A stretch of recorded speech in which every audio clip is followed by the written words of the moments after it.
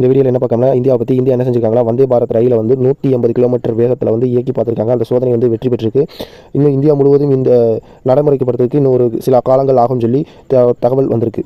அடுத்து பார்க்குறது உக்ரைனை பற்றி. உக்ரைனுக்குள்ள என்ன செஞ்சிருக்காங்கன்னா ரஷ்யா வந்து விமானம் மூலியமாக தாக்குதல் நடத்திருக்காங்க. விமானப்படை உள்ள நுழைந்து 3 இடங்களில் தாக்குதல் நடத்தியதாக தகவல் வந்திருக்கு. அந்த தாக்குதல் நடத்தப்பட்ட காட்சியை தான் நீங்கள் பார்த்துட்டு இருக்கீங்க. அது மட்டும் இல்லாமல் ட்ரோன் அட்டாக்கும் நடந்திருக்கு. அதில் உக்ரைன் சில இடங்களில் நிலைகுலைந்து போயிருக்குன்னு சொல்லி தகவல் வந்திருக்கு. அடுத்தும் பார்க்குறது உக்ரைனை பற்றி தான். உக்ரைன் என்ன செஞ்சிருக்காங்கன்னா ரஷ்யாவுக்கு எதிராக வந்து 19வது கட்ட பொருளாதார தடையை வந்து போட்டிருக்காங்க. இது ஐரோப்பிய நாடுகள் பின்பற்றும், இதை வந்து மற்ற நாடுகளுக்கும் பின்பற்ற வேண்டும் சொல்லி உக்ரைன் அதிபர் ஜெலன்ஸ்கி வந்து கேட்டிருக்காரு.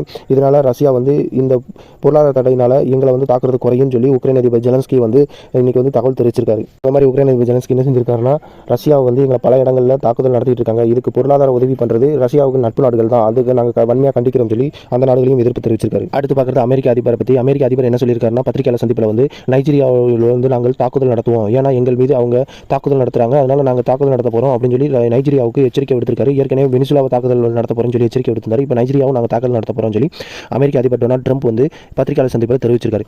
இந்த மாதிரி தகவல் உங்களுக்கு பிடிச்சிருந்தா நம்ம சேனல் RS Kalsami சேனலை சப்ஸ்கிரைப் பண்ணுங்கள், லைக் பண்ணுங்கள், கமெண்ட் பண்ணுங்கள், ஷேர் பண்ணுங்கள் மற்றும் பெல் பட்டனை கிளிக் பண்ணுங்கள். அப்போ தான் நம்ம அப்லோட் பண்ணுற எந்த ஒரு வீடியோவும் உங்களுக்கு ரீச் ஆகும்.